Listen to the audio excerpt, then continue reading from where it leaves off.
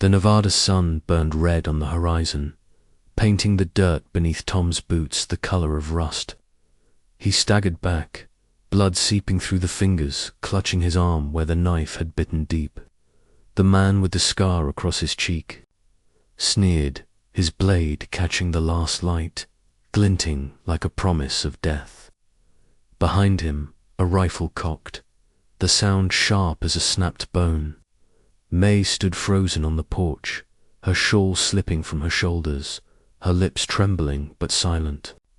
Two strangers had come for her, their eyes cold as the iron they carried.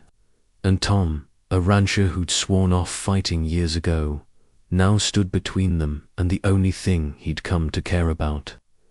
The scarred man raised his knife again. The other leveled the rifle at Tom's chest. For a heartbeat, the air felt colder than death itself. He should have walked away, should have let her be someone else's burden. But he hadn't, and that choice, made in a moment of instinct, had set everything in motion. It started weeks earlier, on a morning so quiet the world seemed to hold its breath. Tom's ranch sprawled across a lonely stretch of Nevada, where the horizon was a jagged line of mountains, and the only sounds were the creak of the windmill and the distant cry of a hawk. He lived with ghosts' memories of a wife who'd laughed like summer rain, of a life that had slipped through. His calloused hands, the days were the same. Coffee brewed over a fire, fences patched, horses fed. He didn't talk much, not even to himself. Words felt like luxuries he couldn't afford. Then she appeared at his fence, a young woman, no older than 25, gripped the top rail like it was the only thing keeping her from collapsing. Her face was swollen, bruised, her dark hair matted with dirt and sweat. Barefoot, she stood wrapped in a torn blanket, the edges frayed like it had been ripped from a brothel cot. Her eyes were hollow, not with fear or anger, but with something deeper, vacancy that made Tom's chest tighten. She looked at him, and her cracked lips moved. One word, barely a whisper. Help. Her knees buckled. She hit the dirt, a small puff of dust rising around her. Tom moved without thinking, his boots crunching on the dry earth as he reached her before her head could strike the rock beside the post. She was light to light, like a bird with broken wings. Her skin burned under his hands, her breathing, shallow, ragged. She smelled of sweat, blood, and desperation, a scent that clung to the air like a warning. He lifted her in both arms, her body limp against his chest, and carried her toward the house. The back door creaked as he stepped inside, past the coat hook where his wife's old shawl still hung, gathering dust. He laid the girl on the small cat in the room off the kitchen, her frame barely denting the thin mattress. She didn't stir, didn't open her eyes. He stood there a moment, watching the faint rise and fall of her chest, then turned and left Dot in his room. He knelt by the old chest at the foot of the bed. His hand rested on the lid, fingers tracing the worn wood. For the first time in nearly 2 years, he opened it. Inside, folded with care, was a cotton dress, pale blue, the kind his wife used to wear to Sunday church. He pulled it out, the fabric, soft under his rough hands, and carried it back to the cot. He laid it gently at her feet, no words, no questions. Then he brought a bowl of water, a warm cloth, and a plate of bread and beans from the night before. She stirred when he set the bowl down, her fingers tightening on the blanket like it was a shield. Her eyes flickered open, just a sliver, but she didn't look at him. A cracked voice, soft as wind through dry trees, broke the silence. Broken, he didn't answer, didn't need to. Some things don't require words. She didn't run the next morning. That was the first sign. Tom rose early, as always, the coffee pot already hissing over the fire. He poured 2 mugs out of habit, then paused, half expecting the cot to be empty.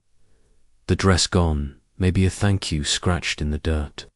But she was there, sitting up, awake, the blanket still clutched tight. Her eyes followed him as he moved.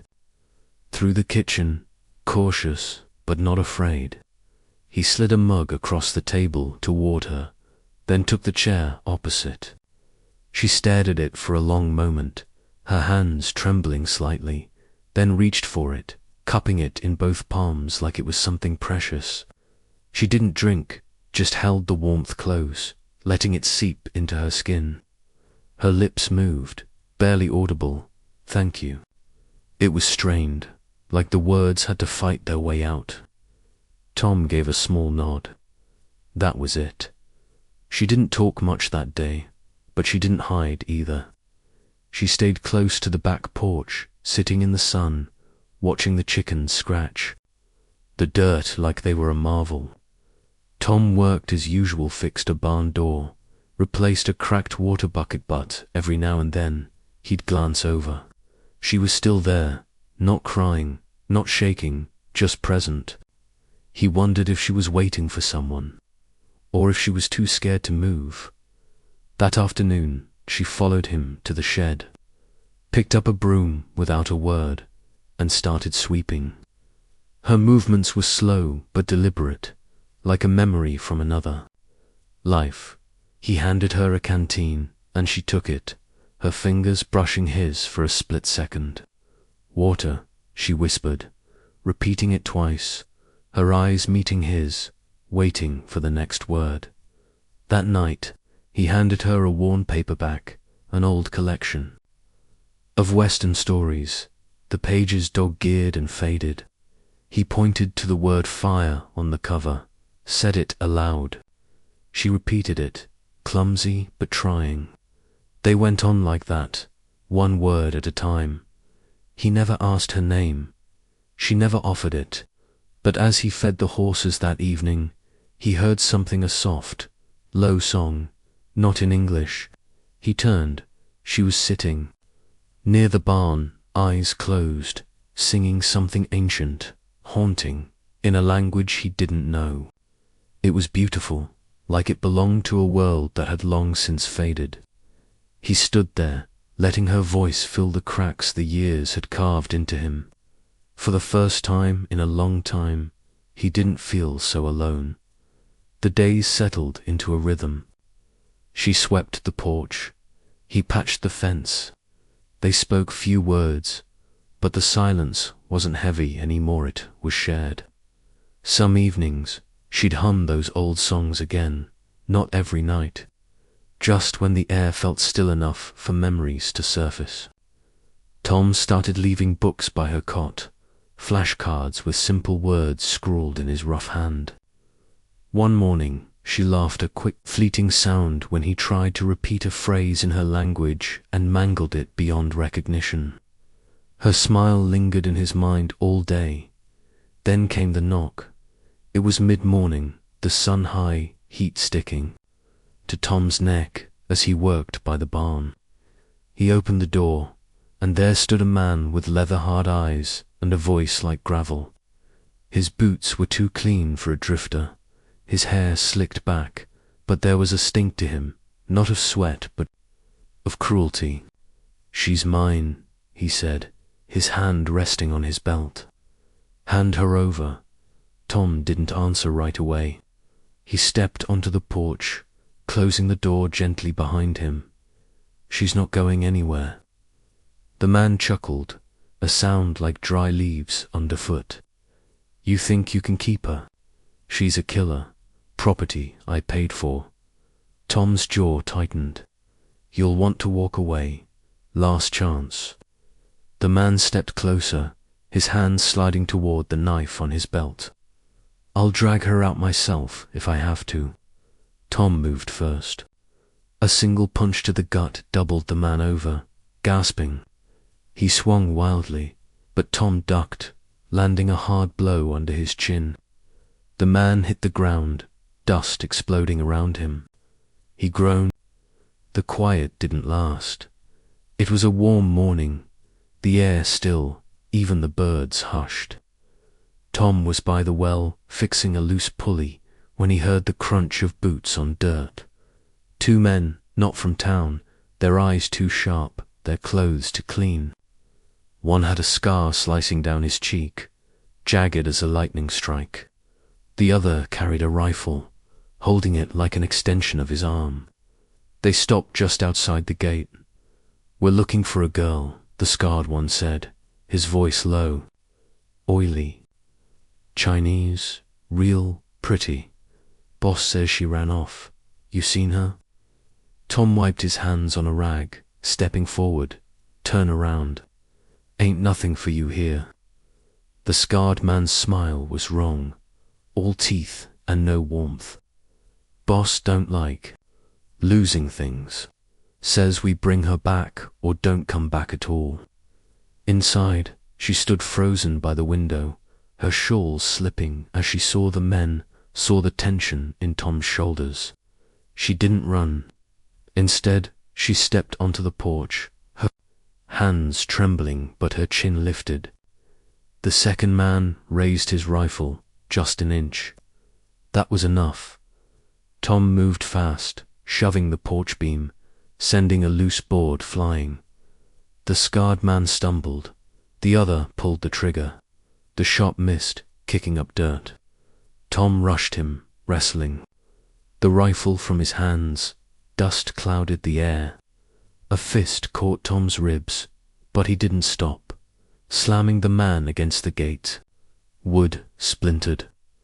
The scarred man recovered, his knife flashing. Tom turned just in time, the blade slicing his arm. Blood welled up, hot and fast. She screamed, ran forward, grabbed the fallen rifle, her hands shaking as she aimed it. Before she could fire, a voice cut through the chaos. "Drop it now."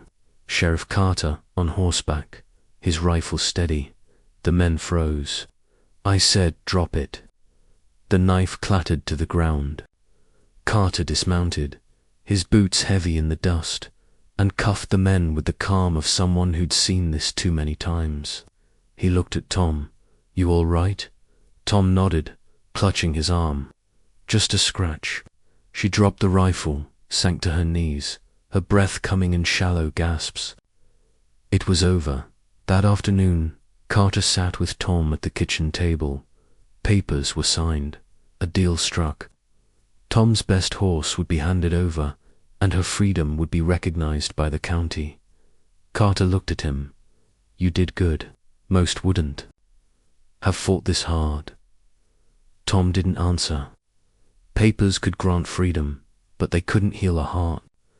That part was still to come. She came in with a fresh bandage, sitting beside him, not too close, not too far. Her hand brushed his as she worked, and for the first time since this began, Tom smiled. It wasn't wide, wasn't big, but it was real. The days that followed were quieter, not because there was nothing to say, but because some things grow best in silence. His arm healed slowly, and she changed the bandages each morning, her touch careful, gentle. She'd learned more words: coffee, sky, horse, simple things, safe things. One morning, she sang again, softer this time, and when she finished, she looked at him and said, "Thank you," in both English and her own language. He didn't understand the words, but he felt the weight behind them. They ate dinner together. Now, at the table, no more bowls left on the edge of the cot. She started setting the plates, folding napkins, the way she'd seen in the photograph of his wife by the mantel. He never asked about her past, and she never asked about his wife. But one night, by the fire, he told her about the first time. He met her, his wife, how she'd nearly thrown a bucket at him for tracking mud through her kitchen. She laughed, a real laugh, and something shifted, quiet but undeniable. Love doesn't always come like a storm. Sometimes it grows in the smallest moments, shared cup of coffee, a song hummed from memory, a hand resting gently over another when words aren't enough. Tom had lived in silence. She had lived in noise she never asked for. Now they were, learning to speak again, not with words, but with care.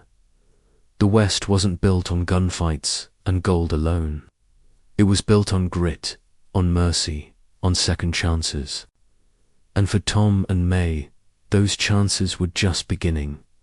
The Nevada wind carried a bite now, sharp as the edge of a winter knife, though summer still clung to the days. Tom woke before dawn, his breath visible in the chill of his bedroom, the fire in the hearth long reduced to ash. His arm throbbed where the blade had cut, the bandage stiff with dried blood. He flexed his fingers, testing the ache, and rose, the floorboards creaking under his boots. Outside, the world was grey, the mountains looming like silent judges against a sky not yet awake. He lit the stove, set the coffee to brew, and glanced toward the small room off the next morning. The air was thick with dust, the wind carrying it in gusts that stung the eyes. Tom was at the well, hauling up a bucket, when he saw the rider, a single figure silhouetted against the rising sun, moving slow but deliberate. Down the trail, Tom's hands stilled on the rope, his eyes narrowing. The rider stopped at the gate, dismounting with a grace that didn't match the worn coat or the hat pulled low over his eyes. He was younger than the last man, leaner, with a face too smooth for the frontier. But there was a hardness in his posture, in the way his hand rested near the revolver at his hip. "You, Tom," the man called, his voice carrying over the wind. Tom let the bucket drop, the chain rattling as it fell.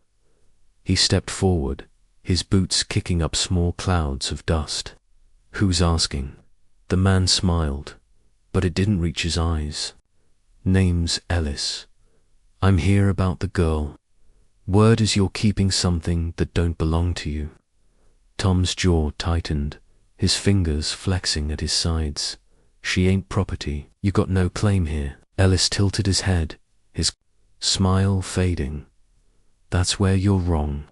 She's got a price on her head. Killed a man back in Carson City. My employer wants her returned. Alive, preferably, but he ain't picky."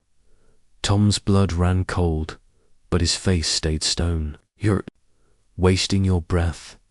Turn around and ride out." Ellis took a step closer, his hand brushing the revolver's handle. "You don't want this fight, rancher. Hand her over, and we'll call it square."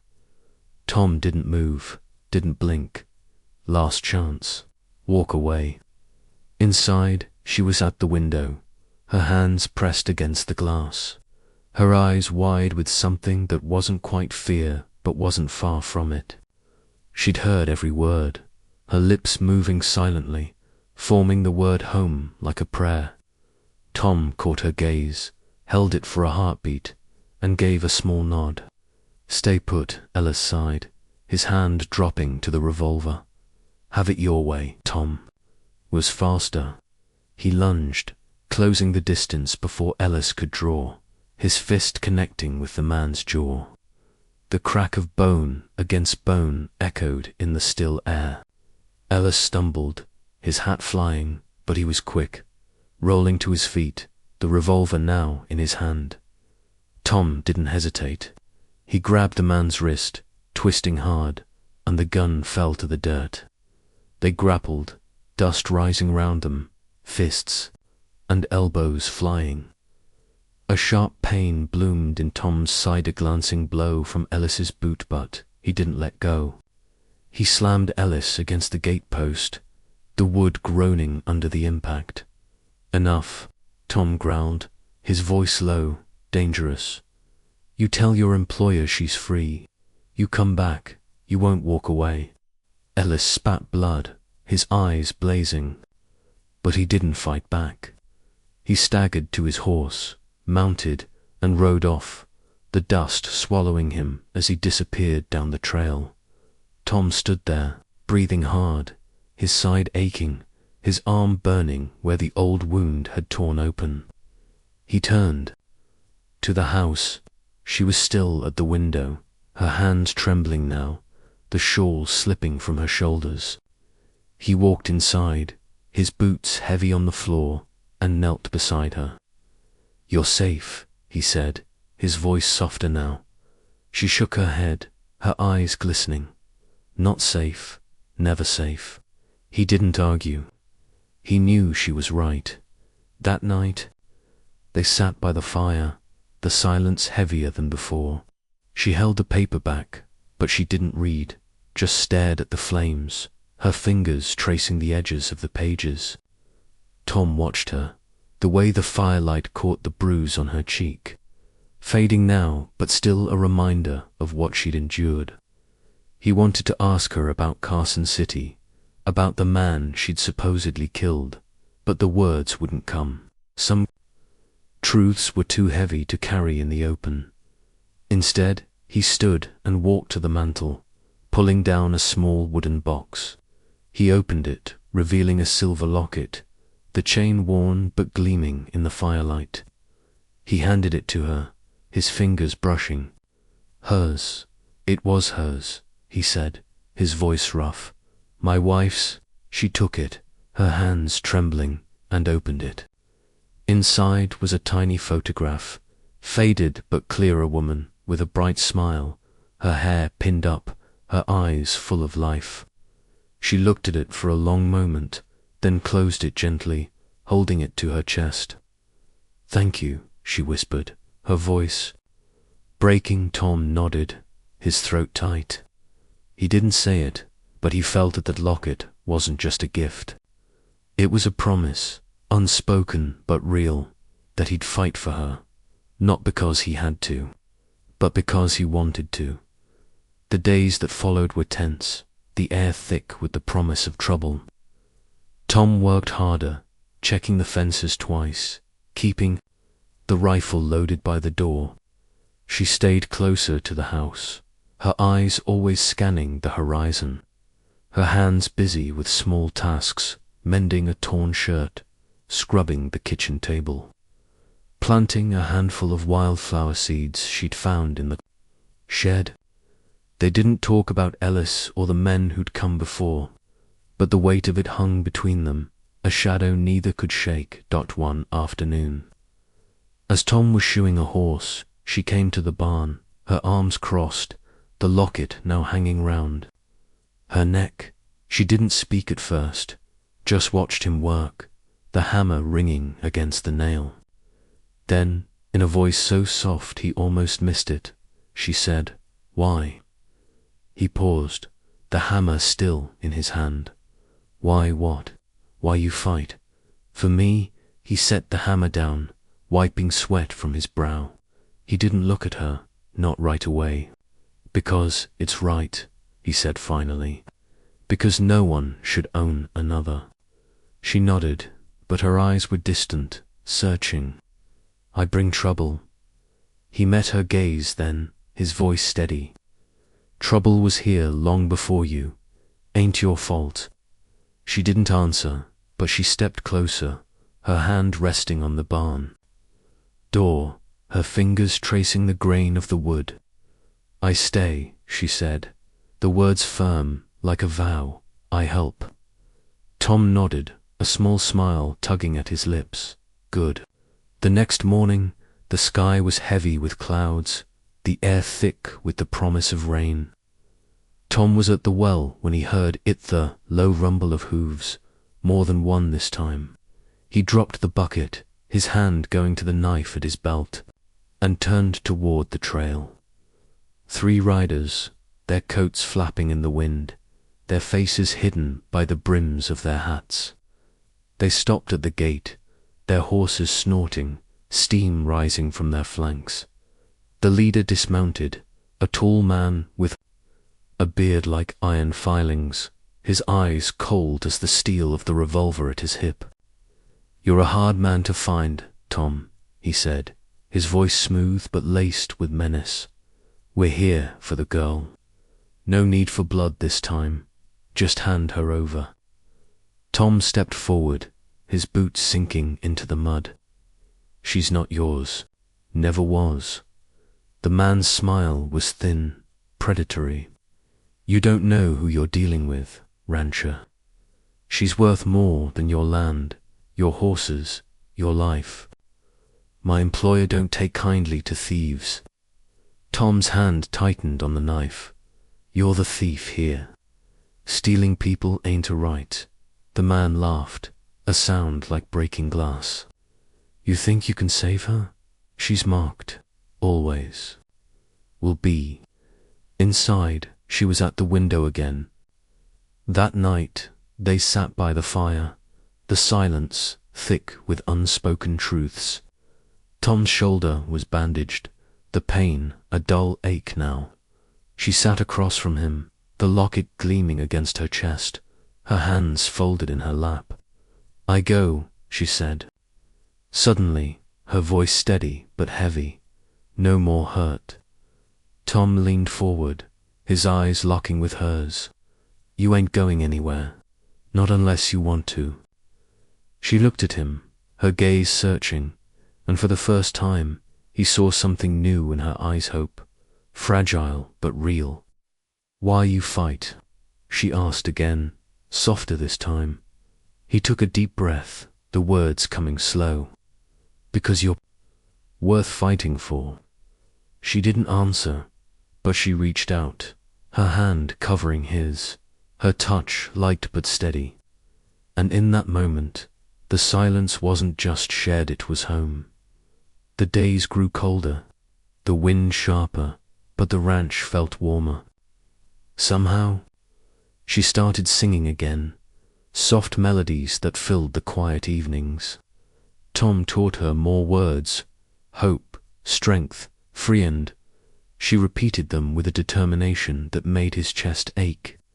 They worked together now, side by side, mending fences, feeding horses, planting seeds in the hard earth. Every touch, every glance, every shared silence built something stronger than words. But Tom knew the riders would come again. Men like that didn't give up. And deep down, he knew she carried a truth he didn't yet understand, a past that might break them both. For now, though they had the ranch, the fire, the quiet strength of two people who'd found something worth fighting for. And in the harsh, unforgiving frontier, that was enough.